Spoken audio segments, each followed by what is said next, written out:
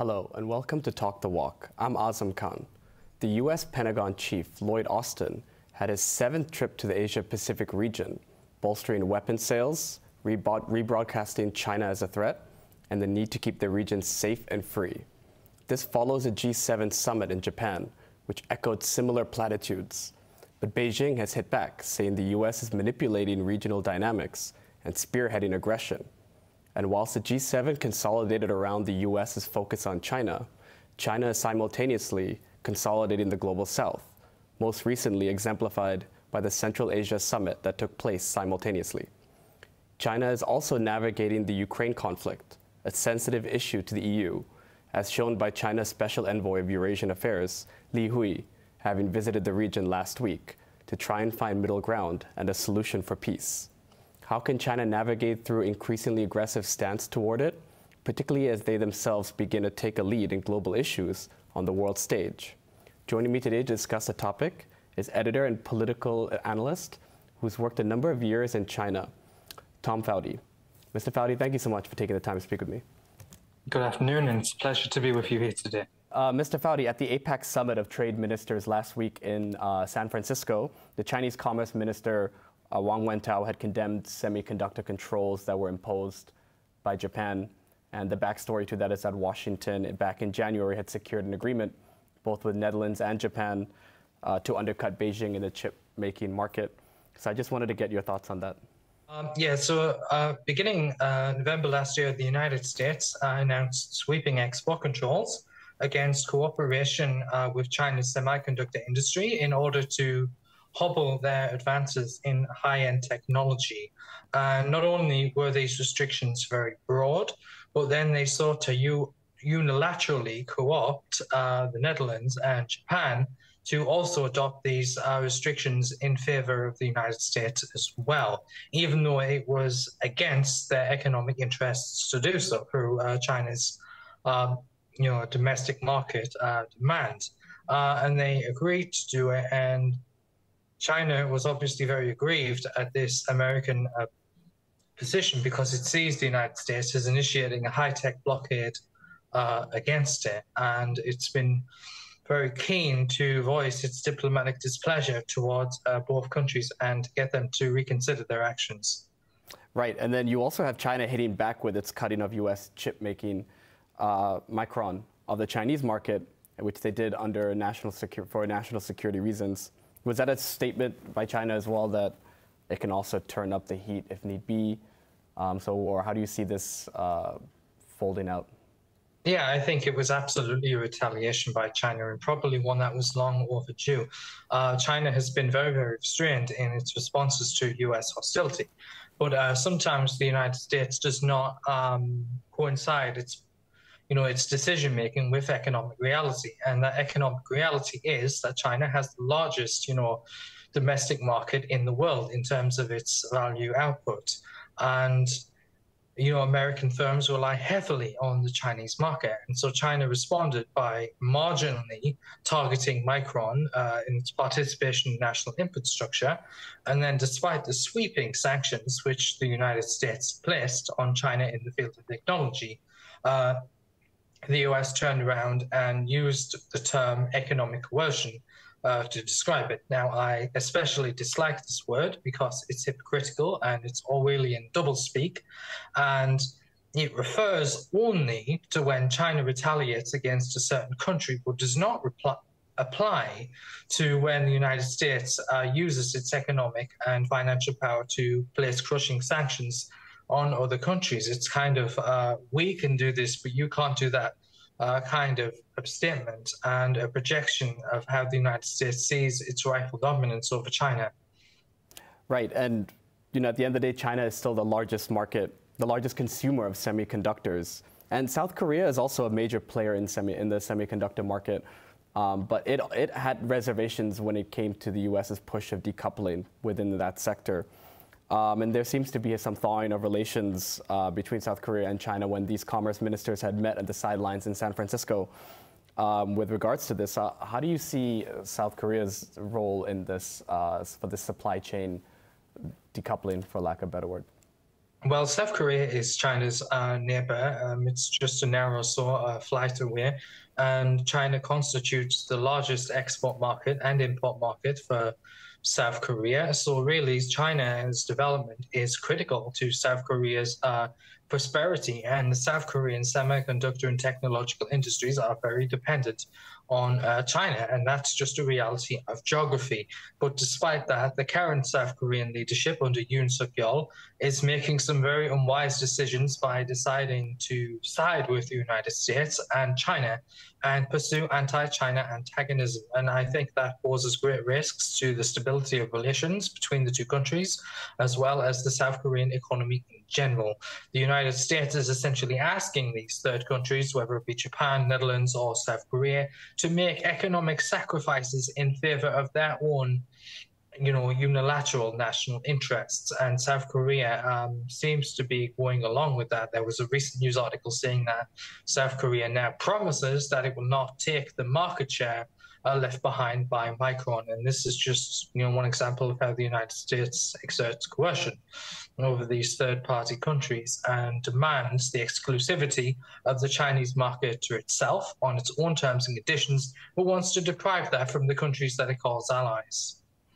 Right. Yeah, there seems to be a rapid 180 in a lot of Korea's regional politics, like the burying of the hatchet, so to speak, between Japan and Korea at the request of the United States with regards to certain topics which were deemed sensitive and which was suddenly just pushed aside, and there was a lot of protest in South Korea with regards to it.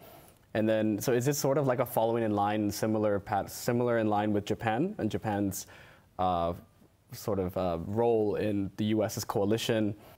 What the United States and strategies want the most is a so-called trilateral alliance between South Korea, Japan, and themselves. So when it comes to South Korea and Japan, they will make the argue that the two countries, despite their massive historical differences and brutal legacy of colonialism, they will argue that the countries are both democracies and therefore they should be on the same team to serve US interests against China.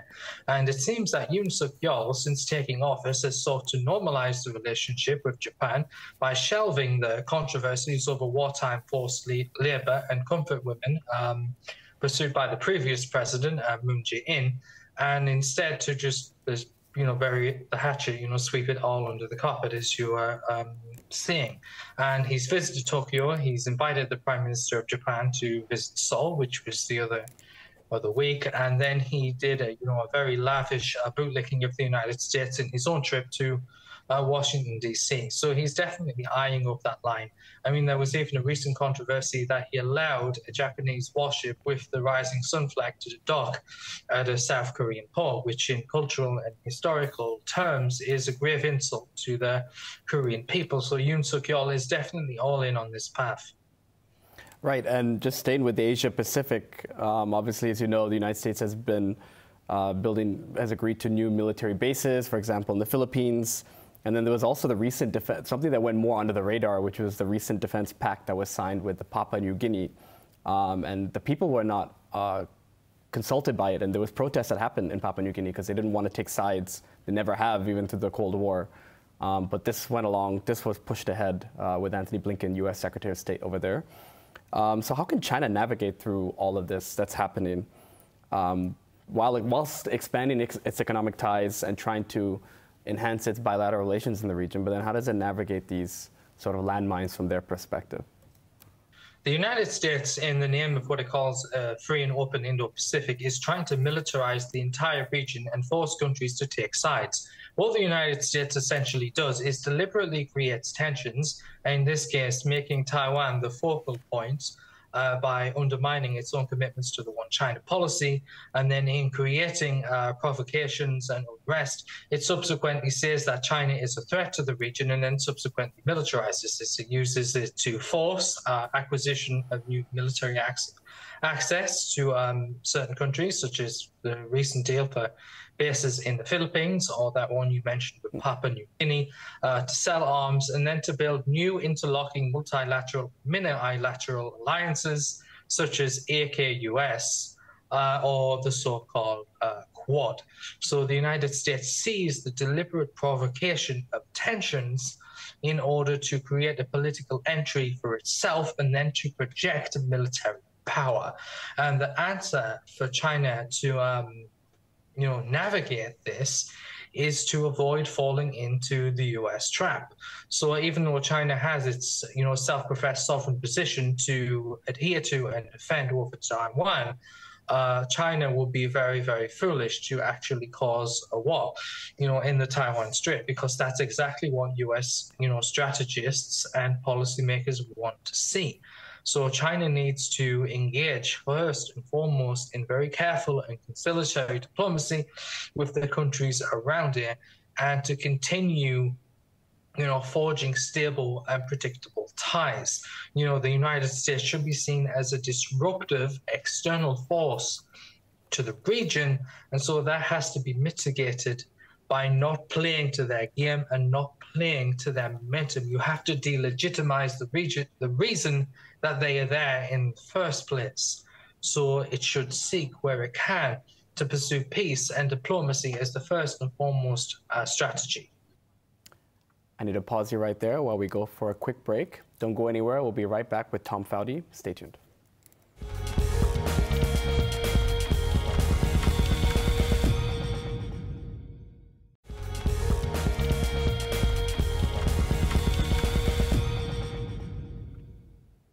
Welcome back to Talk the Walk. I'm speaking with editor and political analyst Tom Fowdy.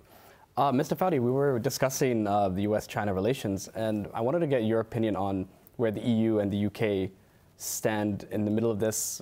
Does it feel a little bit like they're in limbo when you have Macron on one hand delivering certain rhetoric when he came back from his visit from China, and it sort of created some political chasms back home, back in the EU.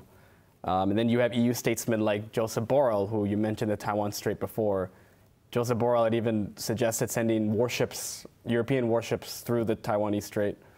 As well as he was critically tying, he said the relationship between EU and China is critically tied to China's pressing Russia to withdraw from Ukraine. So how do you see the EU and UK playing this balancing act going forward? Well, first, I will completely separate the notion of the UK from the European Union, because obviously it's no longer a member. And as you know, the United Kingdom is much more close in its adherence to following the foreign policy of the United States in the name of Anglophone exceptionalism.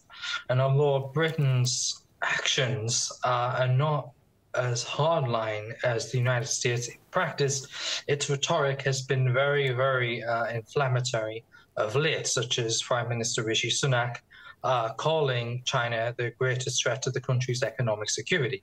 And I think that's obviously an outrageous claim to make, given Britain obviously critically depends on China as a trade and investment partner. Since Brexit, Britain's foreign policy has become derailed. It seems to be driven by a nostalgic pursuit of empire, an obsession with its own Anglosphere exceptionalism, and a starry-eyed view of the special relationship. All pragmatism has gone out the window, and the notion of Euroscepticism, which was a thorn in the side of the British government, appears to have been replaced by xenophobia, with individuals such as Liz Truss continually seeking to cause trouble and to drive the government's position towards a more hawkish stance. But concerning the European Union, normally the EU is much more complex when it comes to China. But the problem is that it's 27 different states, and it's only really a loosely cohesive body than a single foreign policy actor, and there's lots of different agendas and individuals at play. So on one hand, you might have individuals such as Emmanuel Macron, the president of France, who favors engagement with China. But on the other hand, you have countries that have become, seriously opposed to China in a way that is unhinged, such as the Baltic states of, Estonia, Latvia, and Lithuania. Poland, and then at the top of the institution You have, the bureaucrats such as Ursula von der Leyen, Joseph Borrell, and they seem to have been, especially as a result of the conflict in Ukraine, much more captured in following the interests of the United States. So she continues to push this line. She now calls it de-risking. She sought to sabotage Emmanuel Macron's state visit to China. And she seems to be very, very transatlanticist in her foreign policy goals. But obviously, the United States has seen the war in Ukraine as an opportunity to reassert its geopolitical leverage over Europe, to revitalize the NATO alliance, and to force European countries into following their own goals and objectives. So, in other words, forming a global ideological conflict of democracy versus authoritarianism, which the United States obviously benefits from the most. China has tried to hedge in its relations with Moscow, who on one hand is a very critical strategic partner, in regards to the United States on military, economic level. But on the other hand, the Ukraine war is a liability in that it is advancing American interests. So China is trying to create a middle ground to establish peace in the conflict and bring it to an end, whilst obviously not pushing too hard against Russia in the process. But the problem is that the West sees such a China-brokered peace in Ukraine as unacceptable because it is allowing Russia to make political gain from doing so. And Western foreign policy has become unhinged to the extent that it only sees the total defeat of Russia in Ukraine as the only political, acceptable outcome. Do you think you mentioned, I just want to go back to the UK, and you mentioned Liz Truss's new political agenda campaign, which is its anti-terror, anti-China campaign, which doesn't seem to be gaining much traction for her politically. But do you think when the general election comes around in the UK and it's almost a foregone conclusion that this party would be out, will the rhetoric change then? If Labour Party comes in, will anything change, or will it be pretty much more of the same with regards to China? I don't have much confidence that things will change. The rhetoric might become more inflammatory. But the problem is that Britain faces is that the current Labour Party under Keir Starmer has orientated towards what is called a Blairist or neoconservative foreign policy. There has been a huge internal struggle and conflict in the British Labour Party over the past few years.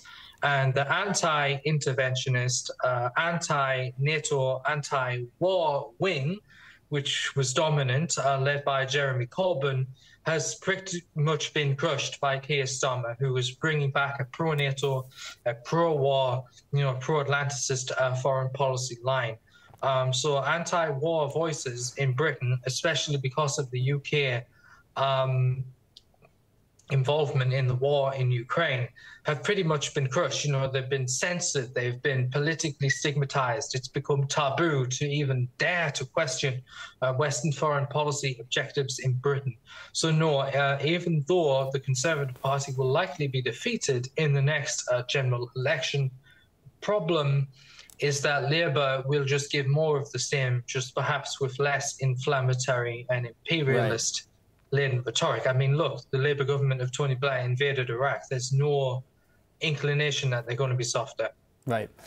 You mentioned earlier China trying to find the middle ground with all this, and I want to talk about BRICS. And it was reported recently that Saudi Arabia has moved closer in talks in joining the new development bank, which is the BRICS Bank, which signals an even closer induction into BRICS for Saudi Arabia. So can you talk about the significance of this, particularly in this backdrop of the G7 and their new focus? The Ukraine conflict, as mentioned, has led to increased political polarization across the world, increased ideological conflict, and the outcome of that by countries in the non-West is to start to form their own interest groups and clubs in order to defend their national interests from the attempt by the United States and its allies to reinforce their hegemony over them. And BRICS is one of the most crucial emerging forums for that. So we've seen a lot of countries apply to join the BRICS organization. And we've seen countries such as Saudi Arabia show such interest, and they're also interested in de-dollarization as well.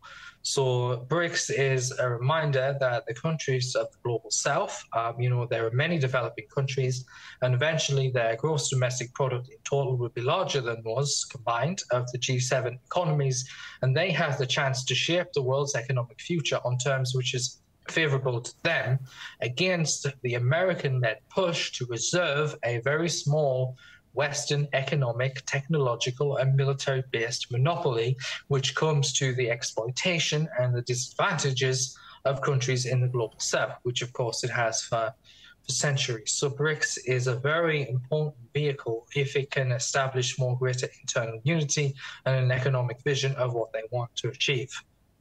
Right. Mr. Fowdy, I also wanted to get your thoughts. As someone who's worked as an editor, a columnist in China with think tanks and whatnot, I wanted to get your opinion on how do you see media in China evolving, if at all, and evolving its voice and how to project its voice, especially as it takes more assertive role on global issues, forming new blocs and what have you.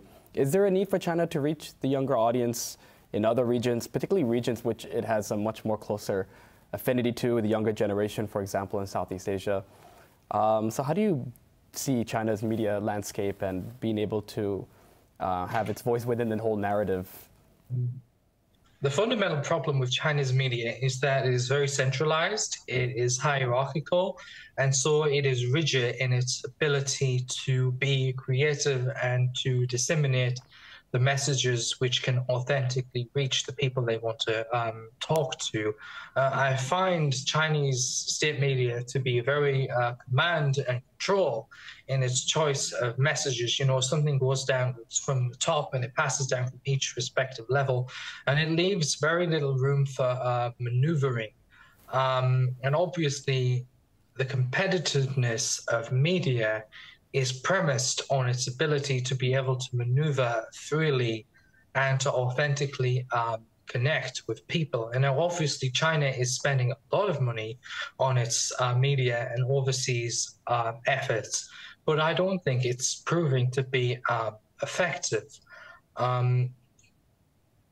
primarily because of these factors. Right. And it's difficult because the reality is that the world is dominated by the Anglophone media hegemony of the United States. The United States is able to control global discourse, global conversation, to draw attention to the issues it wants to draw attention to, and to create anger when it wants to create anger, or to turn a blind eye when it wants to turn a blind eye. So China needs to be able to break off out of the box of public opinion control imposed by the United States and Western media on it, and it needs to be more creative and more fluid in doing so.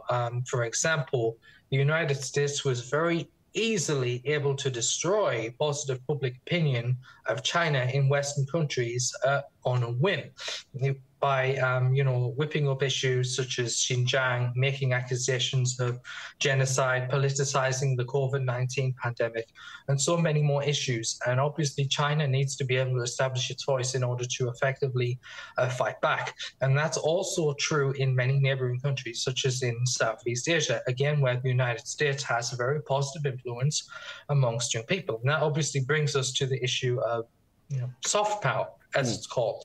And we're not just talking about news media, we're talking about things such as culture. I mean, what is it that makes the United States so influential?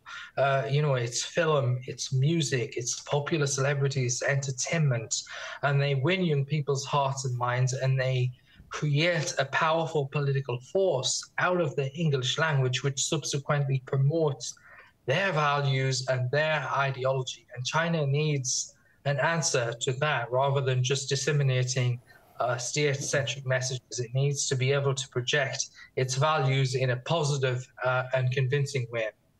I believe that's all the time we have. Tom Fowdy, thank you so much for taking the time.